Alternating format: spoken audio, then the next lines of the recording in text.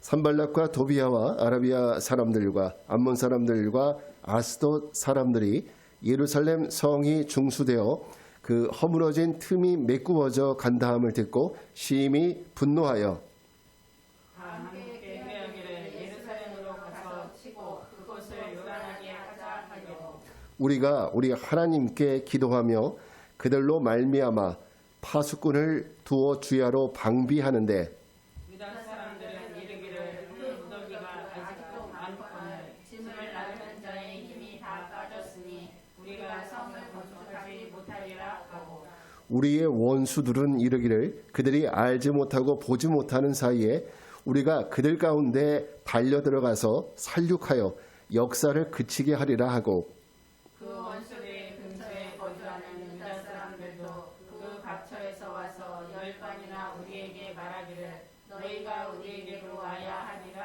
하기로 내가 성벽 뒤에 낮고 넓은 곳에 백성이 그들의 종족을 따라 칼과 창과 활을 가지고 서 있게 하고 내가 돌아본 후에 일어나서 귀족들과 민장들과 남은 백성에게 말하기를 너희는 그들을 두려워하지 말고 지극히 크시고 두려우신 주를 기억하고 너희 형제와 자녀와 아내와 집을 위하여 싸우라 하셨느니라.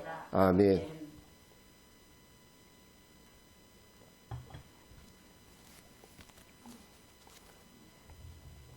자, 오늘은 느헤미야 4장 7절부터 14절 말씀을 통해서 믿음이 무너지면 다 무너진다. 믿음이 무너지면 다 무너진다. 이런 제목으로 말씀을 전하겠습니다. 자, 24회 동계올림픽이 지금 베이징에서 열렸고 그리고 이제 오늘가 아마 폐막식이죠. 그런데 이번 올림픽에서는 개최국 중국이 참 심히 많은 비판을 받고 있습니다. 왜냐하면 여러분 다 들어서 아시겠지만 심판을 매수하는 사건이 있었고 그래서 이제 개최국이 유리하게 판정하는 일들이 있었잖아요. 그래서 이제 가장 논란이 많았던 올림픽 중에 하나다라고 기록될 것입니다. 우리나라는 이 동계올림픽에서 유독 강한 종목이 하나 있어요. 뭔지 아시죠? 네, 그 뭐 쇼트트랙. 우리나라가 거의 뭐 금메달을 많이 따는 종목입니다. 이번에도 우리가 이번 동계올림픽에서 2개의 금메달을 땄어요. 남녀 다 포함해서. 그런데 우리가 금메달을 따면 이건 축복을 받을 일입니까? 아니면 비난받을 일입니까? 축복을 받을 만한 일이죠. 그런데 이걸 두고 중국 언론이 굳이 축하해 주지는 못할 망정 조롱하고 무슨 또 반칙을 했다라든지 이러면서 그 가치를 절하하는 이런 보도들을 쏟아내기 시작을 했어요. 과연 이게 그 세계인의 축제를 주관하는 이 개최국의 모습인가? 이런 의미를 갖게 됩니다. 개최국은 물론 다른 나라는 그럴 수가 있겠죠. 그런데 개최국은 우리나라에서 우리 집에서 하는 일인데 어떻게 이런 모습을 보일 수 있을까? 이런 생각을 해봅니다. 저는 그런 모습이 오늘 이 본문에도 그대로 반영이 되어 있다는 생각을 해봐요. 이 성벽 재건도 마찬가지예요. 오늘 우리가 읽은 성경 본문을 읽어볼 때 70년 동안 바벨론에서 포로 생활을 했었던 유대인들입니다. 정말 힘들고 어려운 시간을 보냈어요. 그러다가 돌아온 이스라엘 자손들이 자기 나라에 돌아와서 자기 땅에 돌아와서 그러니까 우리 조상들이 살았던 그 땅에 돌아와서 다시 한번 그 성을 재건하고 그 나라를 다시 한번 세워보겠다는 거 아닙니까? 하나님의 성전을 재건하고 그 조상들이 살았던 그 지역의 이제 성벽을 막 재건하려고 하는 거예요. 그러면 이거 자체가 정말 유대인들에게는 얼마나 감동적인 일이겠어요. 여기가 우리 조상들이 살았던 곳인데 여기서 다시 한번 옛날의 그 부흥을 일으켜보자. 이런 마음으로 지금 하고 있는데 얼마나 유대인들에게는 감동적인 게 있습니까? 얼마나 신나고 또 이것이 만약에 주변에 있는 이웃들이 볼 때는 여러분 이것은 축하해줘야 될 일일까요? 비난해야 될 일일까요? 축하해줘야죠. 이웃들로서는 야, 너 정말 축하한다. 잘 견뎠다. 잘 될 거다. 이 축하를 해주는 것이 맞겠죠. 이게 좋은 이웃입니다. 근데 오늘 성경에 보면 나쁜 이웃들이 나와요. 나쁜 이웃들. 중국이 축제 자리를 더러움으로 얼룩지게 했던 것처럼 이 방해와 공작으로 이 성전 재건하는 것을 방해하고 힘들게 만들고 이런 사람들이 있어요. 그 사람들은 지난주에 제가 설교 때 말씀드렸던 것처럼 사마리아 사람 총독인 산발락과 그의 부하인 암몬 사람 도비야 그리고 그의 군대들 이 사람들이 와서 축하해 주지는 못하고 오히려 조롱하는 거예요. 야 그게 뭐냐 여우가 올라가도 다 무너지겠다 이런 식으로 막 조롱하는 겁니다. 제가 어렸을 때 이런 생각이 나요. 시골 인심이 그렇잖아요. 저희가 그때 뭐 많지 않지만 논에서 농사를 짓다 보면 뭐 모를 심을 때나 아니면 벼를 벨 때 그때 되면은 동네 아저씨들이 지나가면서 꼭 와요. 오면서 꼭 한마디씩 거들고 가시죠. 예를 들면은 야 올해는 뭐 농사 잘 되겠다. 또 이제 벼 벨 때는 올해는 풍년이네. 이 집 농사 잘 졌네. 이렇게 한마디씩 꼭 해주고 가셔요. 그러면 저는 어렸을 적 마음이지만은 그게 굉장히 고마웠어요. 왜냐면 그거는 우리 일을 축하해 주는 거잖아요. 그리고 잘했다고 인정해 주는 거잖아요. 근데 그런 말들이 얼마나 고마웠는지 몰라요. 근데 오늘 성경에 나오는 산발락과 도비야는 그야말로 나쁜 이웃입니다. 나쁜 이웃이에요. 남 잘 되는 꼴을 못 보는 거예요. 이렇게 유대인들이 자기 성적을 재건하고 옛날 자기 조국을 다시 일으키려고 하는 이런 노력들을 평가절하하고 조롱하면서 망가뜨리려고 하는 정말 이 사람들은 나쁜 이웃이죠. 여러분 이웃에게 어떠세요? 좋은 이웃입니까? 나쁜 이웃입니까? 잘 축하 많이 해주고 도와주시고 그러세요? 그러면 좋은 이웃이에요. 남 잘 되는 걸 못 보고 사촌이 땅을 사면 뭐가 아파요? 배가 산다. 이러면 나쁜 이웃이죠. 오늘 여기 나오는 산발락과 도비야 이 사람들은 정말 나쁜 이웃입니다. 그들은 오랜 포로의 시간을 잘 이기고 고국 땅에 돌아와서 성벽을 재건하는 유대인들을 찾아와서는 축하해주기는커녕 말로 조롱을 했어요. 우리 지난주에 말씀 기억나시죠? 너희들이 건축하는 성벽은 여우가 올라가도 곧 무너질 것 같다. 그러면서 이 성벽은 마치 애들이 짓는 것처럼 너무나 연약하다 이런 식으로 얘기를 해요. 또 뭐라고 하냐면 야 이렇게 일이 굉장히 많은데 너희들이 하루아침에 이거 할 수 있을 것 같아? 그러면서 무능함을 지적합니다. 또 일할 재료가 없으니까 그 불탔던 것들 불탄 돌을 거두어내서 건축 자재를 그걸 가지고 쓰려는 거냐? 하면서 이 성벽 재건하는 일에 불가능하다는 이런 얘기들을 계속적으로 쏟아놓고 있습니다. 그러나 지난주에 봤지만은 이에 대해서 느헤미야나 귀한민들이 아무런 반응이 없고 오히려 열심히 성벽 재건을 함으로 인해서 이 성벽 둘레가 하나로 이어졌어요. 이제는 하나로 쫙 이어지고 그리고 높이가 절반 정도 됐다고 그랬죠. 이 얘기는 성벽 재건이 몇 프로가 됐다는 거예요? 50%는 완성이 되어갔다는 거죠. 50% 완성. 그러자 50% 완성이 되자 나쁜 이웃들이 어떻게 바뀌느냐?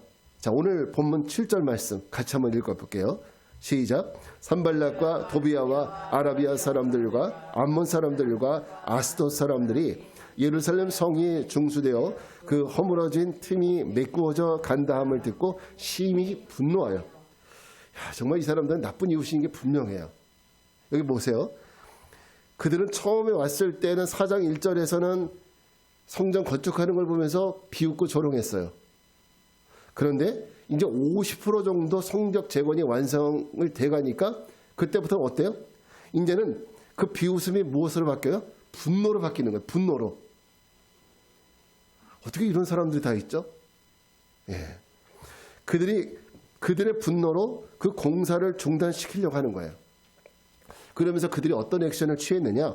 8절 한번 볼게요. 8절 같이 읽습니다. 시작. 다 함께 꾀하기를 예루살렘으로 가서 치고 그곳을 요란하게 하자 하기로. 여기서 요란하게 하다라는 이 말은요. 그냥 뭐 막 시끄럽게 만들어서 집 일하지 못하게 하자 이런 뜻이 아니에요. 요란하게 하자는 말은 그런 뜻이 아니라 히브리어 원문으로는 토아라는 말을 쓰는데 이 말 뜻은 뭐냐면 곁길로 가게 한다는 뜻이에요. 가야 될 길이 있잖아요. 가야 될 길이 있는데 곁길로 가게 한다는 거예요. 이 얘기는 목적하는 바를 이루지 못하게 하겠다는 거죠.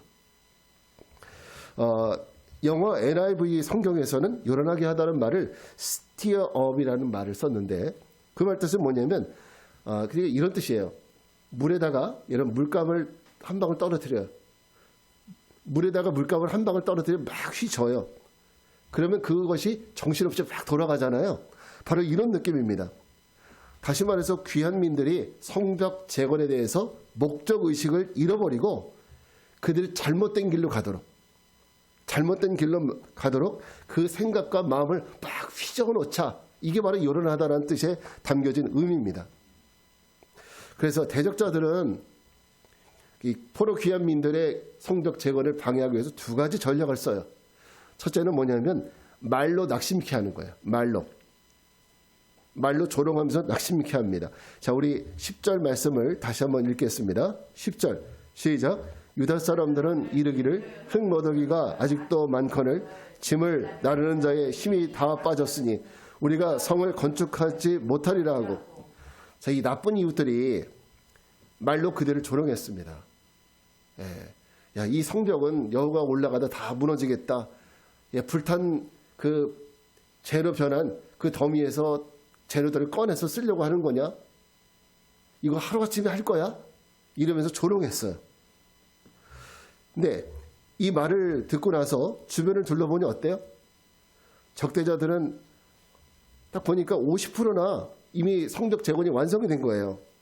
그렇게 생각하면서 적대자들은 그걸 보면서 어떤 마음을 갖느냐? 위기감을 갖는 거예요. 큰일 났다. 이제 이것이 다 완성되면 안 되는데 이미 50%가 완성됐다는 거죠. 그런데 정작 적대자들은 오히려 이걸 보면서 위기감을 갖는데 정작 공사를 하고 있는 포로 귀환민들의 마음은 어땠느냐? 그들의 마음은 어땠느냐? 야, 이걸 언제 다 하냐? 우리가 이거 다 끝낼 수 있을까? 이런 마음이 들기 시작했다는 거예요. 그래서 여기 10절을 보게 되면 뭐라고 그래요? 흙무더기가 아직도 많거늘 짐을 나르는 자의 힘이 다 빠졌으니 우리가 성을 건축하지 못하리라. 이런 마음이 스스로에게 들어오는 거예요. 이 적대자들이 원했었던 그런 유대인들의 마음이 무너지기 시작을 하는 거예요. 낙심되기 시작하는 겁니다. 불탄 돌을 흙더미에서 일으키려는가 이 말을 듣고 사실 이 말을 알아보면 BC 586년에 느부갓네살에 의해서 불타버린 그 성의 잔재들 이런 불탄 집에 가보면은 여러 가지 뭐 재라든지 여러 가지 다 그 탄 이런 것들 하나 다 몰려 있잖아요, 그죠? 근데 이런 것들을 다 치울 생각을 하니까 아득하게 느껴지는 거예요. 우리가 사람도 부족하고 힘도 부족하고 또 이미 밥도 못 먹고 지쳐가고 이거 언제 다 하나? 귀환민들의 생각에는 이런 생각을 하다 보니까 낙심이 되더라는 겁니다. 그래서 10절에 보면 아직 치워야 될 흙무더기가 많은데 이제 너무 힘들어서 지쳤다는 거예요. 지쳐. 나쁜 이웃들의 말을 듣기 이전에는 어떻습니까? 그전에는 우리가 이거 할 수 있을 것 같았어요. 마음만 모으고 힘만 모으면 충분히 할 수 있을 거라고 생각했습니다. 그런데 그 이웃들의 말을 듣고 그러고 나니까 현실이 보이더라는 거예요. 지금 현실이 우리 부족한 현실, 안 될 만한 현실, 힘든 현실 이런 현실들이 보이기 시작해요. 가능할 것 같아도 현실이 이제는 불가능한 현실로 바뀌어서 보이게 되는 겁니다. 그래서 여러분 우리가 이런 말 있잖아요. 칭찬은 고리도 춤추게 한다라는 말을 있죠. 이 말이 괜한 말이 아닙니다. 잘한다 잘한다 할 수 있다 할 수 있다 하면 뭐든지 할 수 있는 거예요. 그래서 우리 그 군인들이나 그런 보면은 그 사기를 높여주기 위해서 할 수 있다 이런 얘기 많이 하잖아요. 우리 교회에서도 한때 그런 구호들 많이 있었죠. 할 수 있다 하면 된다 해보자 이런 구호들 많이 한 적이 있었죠. 이렇게 칭찬은 고래도 춤추게 한다라는 말처럼 우리가 자꾸 할 수 있다는 마음과 격려를 받으면 높은 곳도 낮아지게 보이는 것이고 그리고 할 수 없었던 일도 할 수 있을 것처럼 보이게 마련입니다. 여러분 어린아이들이 잘한다 잘한다 잘한다 그러면 애들은 어때요? 기가 살죠. 그러면 애들이 오버해요. 꼭 오버해요 애들. 그래서 높은 데서 막 뛰어내리려고 슈퍼맨이 된 것처럼. 그런데 조롱과 멸시를 받으면 어때요? 그때는 조롱과 멸시를 자꾸 받다 보면 그때는 자기 자신이 메뚜기처럼 보이는 거예요. 아무것도 못할 것처럼 보이고 평소에 했던 일도 자신이 없어 보이는 거예요. 그래서 운동선수들이 시합을 하기 전에요. 컨디션 조절을 하잖아요. 컨디션 조절을 하고 그 시합을 하기 바로 직전에 뭘 하느냐. 이 사람들은 마인드 컨트롤을 한대요. 마인드 컨트롤. 이 마인드 컨트롤하는 것은 자기의 마음으로 나는 할 수 있다, 할 수 있다, 할 수 있다. 이런 자꾸 마음에 암시를 주는 거예요. 자기의 마음을 할 수 있다는 긍정적인 생각으로 바꾸는 거죠. 그래야 최고의 결과를 얻을 수 있다는 겁니다. 여러분, 오늘 우리가 해야 될 신앙 재건의 중요한 일들 앞에서 절대 누가 뭐라고 하더라도, 누가 부정적인 말들을 한다 하더라도 나 자신을 메뚜기처럼 여기지 마십시오. 나 자신을 할 수 없다라는 이런 마음으로 몰아가지 마세요. 오히려 저는 좋은 것은 사람들이 조롱할 때 너 할 수 없어, 네가 어떻게 할 수 있겠어, 이렇게 말할 때 오히려 그렇게 얘기하세요. 그래, 나는 원래 할 수 없어. 그렇지, 나는 하기 힘들지. 그런데 하나님은 전능하신 분이거든. 하나님은, 나는 그 하나님 믿고 있거든. 그 하나님이 지금 나와 함께 하고 계셔. 그러니까 할 수 있어. 우리가 이렇게 더 나가는 것이 훨씬 더 좋은 방법입니다. 그래야 우리가 할 수 없는 일들이 너무나 많죠, 사실은. 그죠? 우리가 할 수 없는 일들이 너무 많아요. 그럼에도 불구하고 우리가 하는 것은 전능하신 하나님이 오늘 우리와 함께 하시고, 아까 우리 찬양했잖아요. 전능하신 나의 주 하나님은, 그 하나님이 우리와 함께 계시기 때문에, 우리를 도와주시기 때문에, 내 손과 발이 되어주시기 때문에 우리는 뭐든지 할 수 있다는 거예요. 오늘 우리가 이런 마음으로 살아가야 될 점 있습니다. 이런 마음이 있을 때 우리가 흔들리지 않고 마음을 모아서 이 이스라엘 백성도 일을 했다는 거죠. 부디 여러분에게 이런 당당함이 있길 바랍니다. 내가 나를 보고 메뚜기같이 되지 말고, 나를 보고 메뚜기같이 되지 말고, 누구를 보고? 전능하신 하나님을 보고 당당하게 서시라는 거예요. 예, 이런 여러분들 되길 바랍니다. 두 번째, 이들이 했던 전략은 뭐냐면 마음을 분산시켰어요. 마음을 분산시키는 전략입니다. 12절 말씀 한번 보겠습니다. 12절 시작. 그 원수들의 근처에 거주하는 유다 사람들도 각처에서 와서 10번이나 우리에게 말하기를 너희가 우리에게로 와야 하리라 하기로. 이 말이 무슨 얘기냐면, 이 나쁜 이웃들이 두 번째로 한 일은 갈 길 바쁜 느헤미야와 포로 귀한 민들의 발목을 잡는 전략을 짠 거예요. 그것은 마음을 분산시키고, 그리고 몸을 분산시키고 생각을 분산시키자는 거예요. 이렇게 모든 걸 분산시키면 집중할 수 없다는 거죠. 그러면 결국 아무것도 못하게 된다는 거예요. 오늘 12절에 보면 원수들의 근처에 거주하는 유다 사람들, 이 사람들은 성벽 재건에 참석하지 못할 만한 사람들이죠. 예를 들어서 노인분들이나 혹은 환자들이나 이런 분들 할 수가 없잖아요. 근데 이런 분들 가운데 사마리아와 접경하고 있는 지역에 있는 백성들을 이 사람들을 괴롭히는 거예요. 대적자들이. 그러면 괴롭게 하니까 그들이 느헤미야에게 사람을 보내서 우리 좀 와서 도와달라.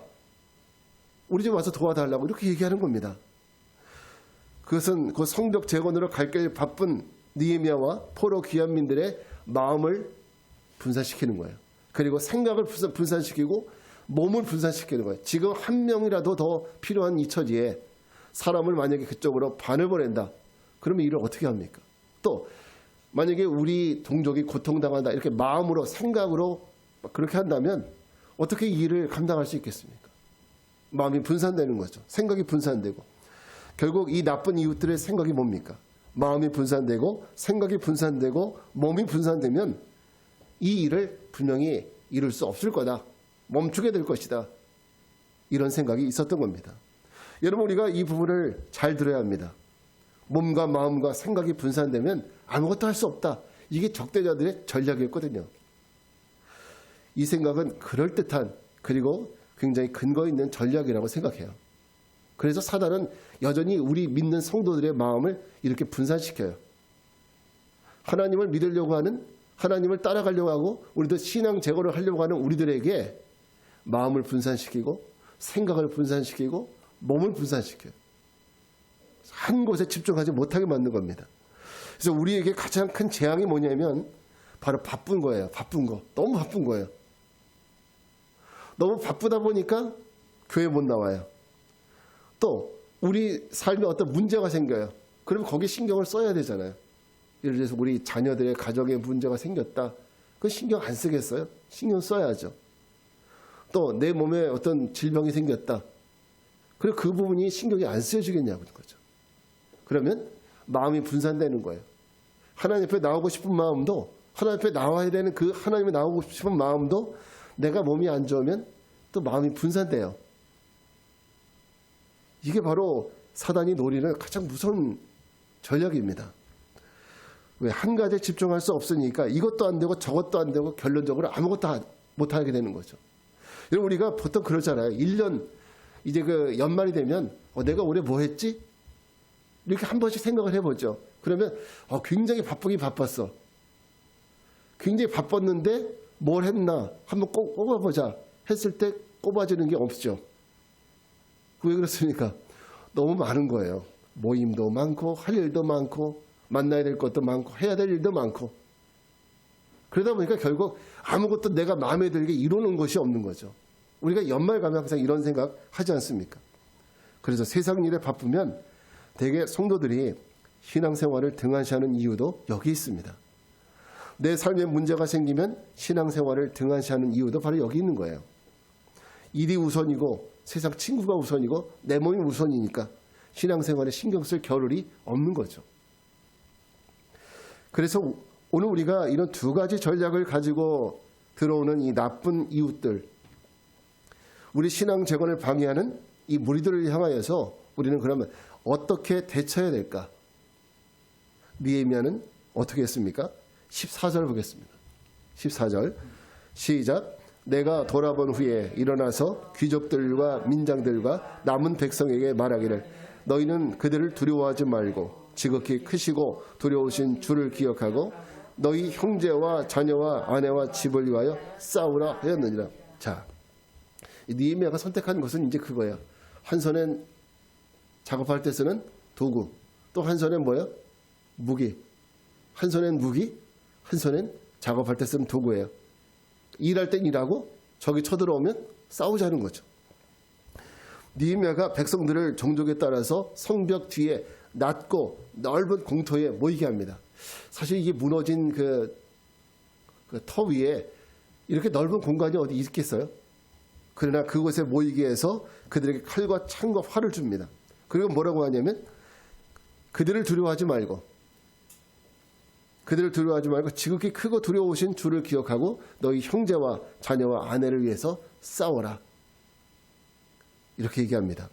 이 말을 다시 해석을 해보면 지금 앞에서 말했던 대로 귀한민들을 낙심케 하고 마음과 생각을 분산시키는 이런 전략 앞에서 어떻게 하느냐? 느헤미야는 거기에 반응하지 않습니다. 따라가지 않습니다. 오히려 어디에 집중하느냐? 성벽 재건에 집중해요. 우리 같으면 어때요? 야, 지금 우리 그 동포들이 고통당하고 있대. 그러면 공사 중단, 빨리 가서 싸우자. 대부분 이렇게 할 거예요. 네, 이렇게 할 겁니다. 그런데 어떻게 합니까? 그러지 않는다는 거죠. 그러지 않고 성벽 재건에 집중하기 위해서 한 손에는 도구를 잡고 한 손에는 무기를 잡는 이런 전략을 취하는 거예요. 자, 사마리아 접경 지역의 유대인들이 도와달라고 하는 요청도 그쪽까지 가는 이런 요청을 거절합니다. 또 우리가 이미 힘이 빠졌는데 할 일이 너무 많다고 하면서 할 수 없을 거라고 말하는 그 사람들의 말도 어떻게 합니까? 그 말에도 느헤미야는 흔들리지 않습니다. 동요하지 않습니다. 오로지 성벽 재건을 계속 이어갈 뿐이에요. 자, 느헤미야가 왜 그래요? 자, 느헤미야라고 해서 사마리아 접경 지역에 살고 있는 고통당하는 유대인 동족들 불쌍하지 않은 것도 아니에요. 불쌍하죠. 도와주고 싶은 마음이 없는 것도 아닙니다. 당연히 가서 도와줘야 된다고 생각을 하지만 아직 할 일이 아직도 이렇게 많은데 언제 다 하느냐고 지금 낙심해 있는 백성들을 위로해주고 싶은 마음도 있습니다. 굴뚝같죠. 그러나 그렇게 하지 못하는 이유는 뭘까요? 그렇게 하지 않는 이유는? 그렇게 하지 않고 이 성벽 재건에만 집중하는 이유는 뭘까요? 이거 무너지면 다 무너진다는 거예요. 성벽 재건, 이거 무너지면 다 무너진다는 거예요. 그러니까 성벽 재건이라는 이 일이 느헤미야에게나 귀한민들에게나 이 조국에게나 가장 중요한 일이라는 거죠. 그래서 이거 무너지면 다 끝이라는 겁니다. 성벽 무너지면 귀한민들의 꿈도 같이 무너지는 것이고 이스라엘의 꿈도 같이 무너지는 것이고 하나님의 꿈도 다 무너지는 거예요. 그래서 성벽 재건에 대한 간절함이 있고 그 간절함 때문에 이 하나에 집중하는 겁니다. 다른 데 집중하는 것이 아니라 바로 여기에 집중하는 거예요. 여러분 혹시 보드게임 중에 젠가라는 보드게임 혹시 아세요? 들어보셨나요? 네, 한번 보여주세요. 다음 거 나오는데요. 네, 이게 바로 젠가라는 보드게임입니다. 이거 아이들이 좋아하는 게임 중에 하나인데 이렇게 나무를 쭉 장작처럼 쌓아놔요. 그런 다음에 한 사람씩 돌아가면서 하나씩 빼요.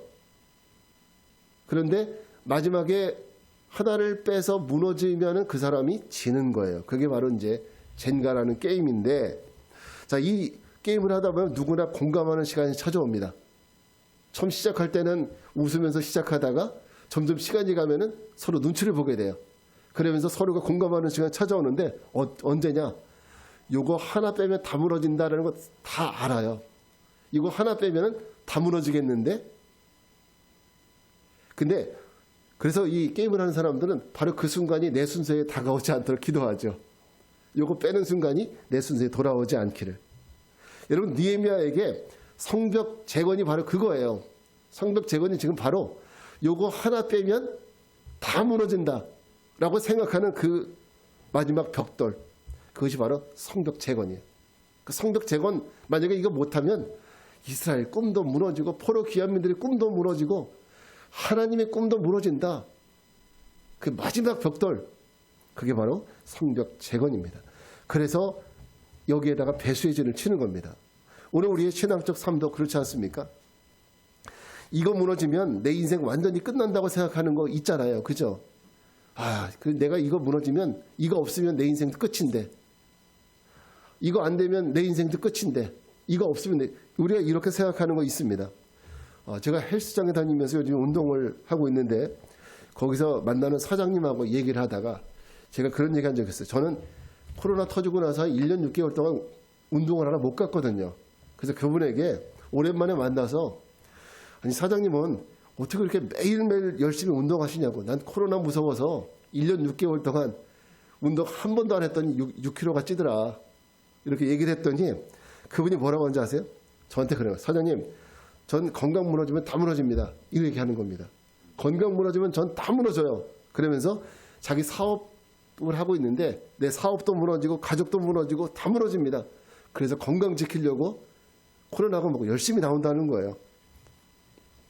그 사장님에게는 결국 건강이 최후의 보루죠. 자, 여러분에게는 내 인생의 최후의 보루는 무엇입니까? 내 인생에 지금 탑을 다 쌓고 있는데 내 인생의 최후의 보루, 이거 무너지면 다 무너지는 그것은 무엇입니까? 돈이 최후의 보루입니까? 아니면 건강입니까? 자, 우리는 올해 신앙 재건이라는 목표를 같이 품고 이 한 해를 달려가고 있어요. 무너진 성벽을 재건하자. 이 현수막 바꿨어요. 예쁘게. 그래서 무너진 성벽을 재건하자. 이것은 그냥 표가 아니라 우리 신앙을 올해는 꼭 잘 쌓자는 거거든요. 우리 신앙을 재건하자는 거거든요.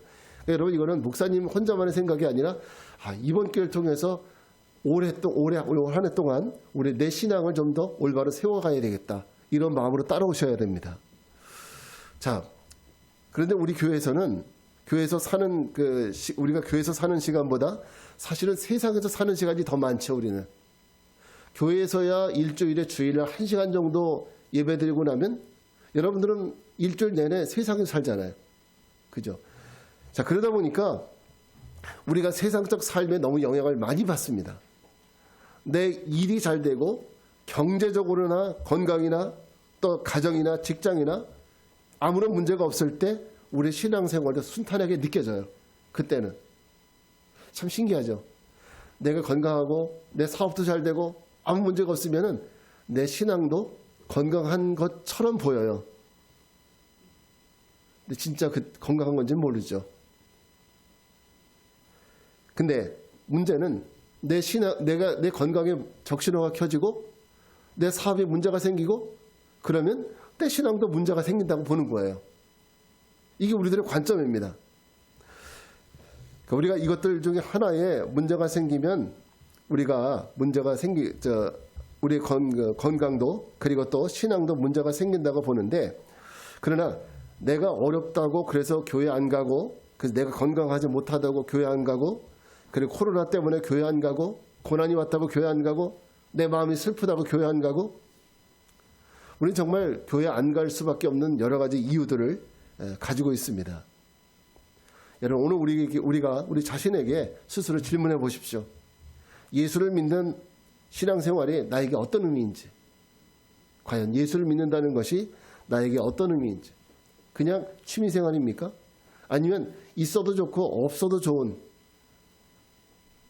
그런 것인지, 아니면 나에게 이 예수를 믿는 것은 절대적인 것인지, 한번 우리가 이 가치에 대해서, 신앙생활의 가치에 대해서 한번 냉정하게 나에게 있어서 예수를 믿는 이 신앙생활은 어떤 것인지 생각을 해볼 필요가 있습니다. 만약 신앙 재건이 예수를 믿는 것이 내가 절대적이고 반드시 이루어져야 할 일이라고 여긴다면 세상 일에 무너지지 않도록 우리가 배수의 진을 쳐야 합니다. 우리 신앙이 무너지지 않도록 배수의 진을 쳐야 돼요. 자, 여러분, 배수의 진이란 말이 무슨 뜻인지 아시죠?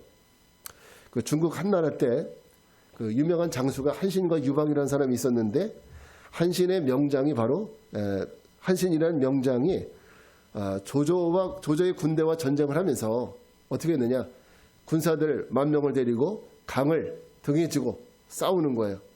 근데 이거는 병법에서 쓰지 않는 병법입니다.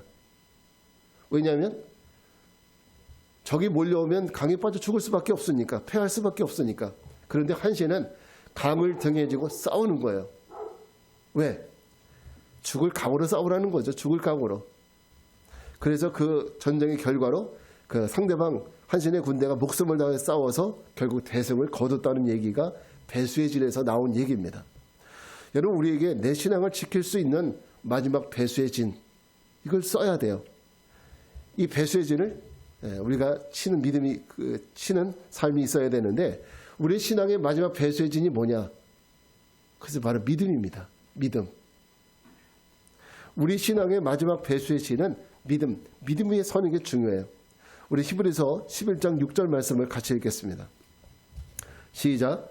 믿음이 없이는 하나님을 기쁘시게 하지 못하나니 하나님께 나아가는 자는 반드시 그가 계신 것과 그가 자기를 찾는 자들에게 상 주시는 이심을 믿어야 할지니라.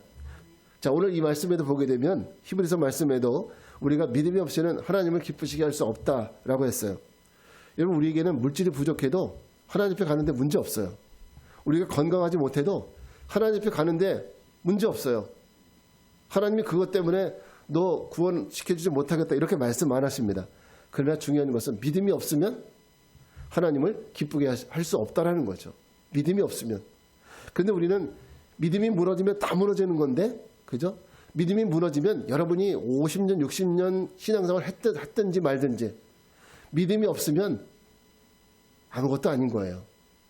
내가 직분이 권사고 안수집사고 장로구 안에 목사구 안에 그게 중요한 것이 아니라 내게 믿음이 없으면 하나님을 기쁘시게 할 수 없기 때문에 구원 받을 수 없는 거예요. 그러니까 믿음이 우리의 삶에는 배수의 진이 돼야 되는 겁니다. 믿음이 잃어버리면 다 잃어버린다. 보세요. 내가 건강하지 않아도요. 내가 믿음 붙들고 있으면 우리는 구원받을 수 있어요. 내가 남들보다 가난하고 남들보다 누리지 못해도 내가 믿음 붙들고 있으면 나는 구원받을 수 있어요. 근데 세상에서 아무리 떵떵거리고 살고 그리고 누리고 산다 할지라도 믿음이 없으면 그 사람은 절대 구원받을 수 없습니다. 절대 천국에 들어갈 수가 없어요. 그래서 믿음이 우리에게 가장 중요하고 가장 우리에게는 붙들어야 될 최후의 보루입니다. 여러분, 믿음 무너지면 다 무너지는 거예요. 지금 건강한 거, 지금 잘 나가는 거 다 소용이 없어요. 믿음 무너지면. 믿음은 신앙의 뿌리고요. 신앙 성벽의 기초입니다. 우리가 신앙의 재건을 쌓을 때 바로 믿음의 반석 위에 쌓는 거예요. 뿌리가 깊지 않은 나무는 어떻습니까? 조그만 바람이 불어도 금방 넘어집니다. 그러나 뿌리가 깊은 나무는 바람에도 끄떡이 없어요. 믿음의 뿌리가 깊으면 우리는 어떤 고난이나 아픔이나 코로나가 아니라 그보다 더한 것이 와도 우리 신앙은 무너지지 않는 거예요. 절대 무너지지 않습니다. 여러분, 믿음을 지키십시오. 믿음을 지키세요. 믿음을 지키기 위해서 성경 통독도 하는 거고요. 우리가 성경 통독했지만 그냥 우리가 심심해서 하는 것이 아니라 내 믿음 지키자고 하는 거예요. 또 우리가 기도에 성격 쌓고 아까 말씀드렸듯이 기도 쿠폰 만들어서 이거 하는 것도 뭐 하자는 겁니까? 우리 믿음 지키자는 겁니다. 믿음을 지키기 위해서 기도하고 예배 참여하는 거예요. 그렇죠. 목사님 뭐 주일날 예배 한 번 빠진다고 해서 구원 못 받습니까? 맞아요. 예배 한 번 빠져도 구원 받는데 문제가 없어요. 근데 왜 해야 돼요? 내 믿음 지키려고. 내 믿음 무너지면 다 무너지니까 믿음 지키려고 하는 거예요. 그러니까 이거를 교회 주일날 참석하는 것을 뭐 헌금하고 이런 것들을 무슨 구원의 논리로 따질 것이 아니라 내가 내 믿음을 지키느냐 못 지키느냐의 이런 논리로 우리가 생각을 해야 합니다. 여러분 믿음을 지키기 위해서 기도하고 예배에 참여하십시오. 그래서 올해 2022년 여러분의 신앙 재건이 든든히 이루어지는 복된 은혜가 있기를 바랍니다. 자리에서 일어나셔서 우리 같이 찬양하고 기도하겠습니다.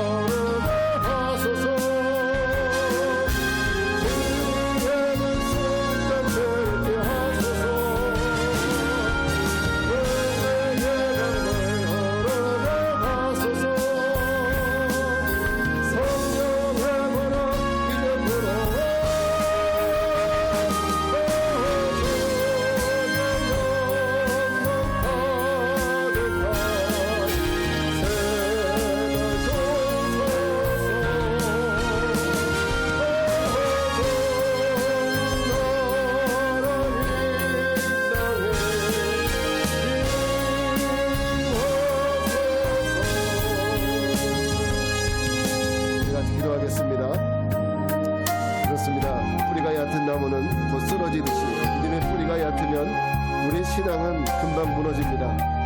여러분은 어떻습니까? 만약 우리가 뿌리가 얕은 신앙의 밭을 가지고 있다면, 그렇게 여겨진다면 더욱 믿음의 뿌리를 견고하게 하기 위해 더욱 말씀을 읽고 묵상하며 기도로 주님과 교제하며 예배에 집중하는 삶을 살아야 합니다. 오늘 우리 함께 기도하겠습니다. 주님, 우리 신앙의 재건을 위해 절대 무너지지 말아야 될 믿음의 뿌리가 견고하게 서게 하시고 이를 위해 하나님을 예배하며 기도하는 삶을 살게 해달라고 주님의 이름 한번 부르고 기도하겠습니다. 주여, 은혜로우신 아버지 하나님 감사합니다. 주여, 하나님의 오늘 우리가 말씀을 통하여 하나님 믿음을 얻으며 답을 얻는다라는 이 귀한 주님의 말씀을 들었습니다. 그렇습니다. 하나님, 우리가 세상에서 건강을 원하고 많은 부를 원하고 사람들에게 잘 보이고 명예를 원하지만 하나님, 그러나 이 모든 것을 우리에게 구원의 보증해 줄 수 없습니다. 하나님, 우리에게는 오직 하나님 말씀과 주님을 믿는 믿음 하나가 아버지 우리의 삶을 결정할 줄 믿습니다. 오 주님, 믿는 자로서 우리가 오늘 이 시간에 아버지 하나님께 믿음을 재건해 나갈 수 있도록 도와주시옵소서. 하나님, 우리 모든 인생에 하나님 믿음 무너지면 사무너지고 건강 무너지면 사무너진다는 것이 아니라 아버지 믿음 무너지면 사무너진다는 것과 아버지 하나님 그 믿음을 끝까지 붙들 수 있도록 도와주시옵소서. 우리 모든 삶에 오직 하나님의 주시는 선물을 붙들고 나오는 아버지 믿음을 세워갈 수 있도록 도와여 주시옵소서. 하나님 역사여 주시옵소서. 걸어가신 주님, 우리를 향한 주님의 사랑에 감사합니다. 주님, 우리에게 신앙 재건에 대한 간절함을 허락하시고 그 신앙 재건에 대한 절박한 소원을 주시며 이를 위해 믿음의 뿌리가 절대 흔들리지 않는 견고함도 허락하옵소서. 믿음이 무너지면 다 무너집니다. 하나님, 건강 무너지면 다 무너지는 것이 아니라 내 믿음 무너지면 무너집니다. 하나님 믿음을 끝까지 붙들고 믿음의 재건을 이뤄가게 하옵소서. 지금은 성부, 성자, 성령 삼위일체 하나님의 은혜와 평강이 믿음이 무너지면 다 무너진다는 절박한 심령으로 더욱 주님께 나아가는 성도들 위해 지켜주시고 보호해주시고 이끌어주시는 은혜로 함께 하시기를 간절히 축원하옵나이다. 아멘.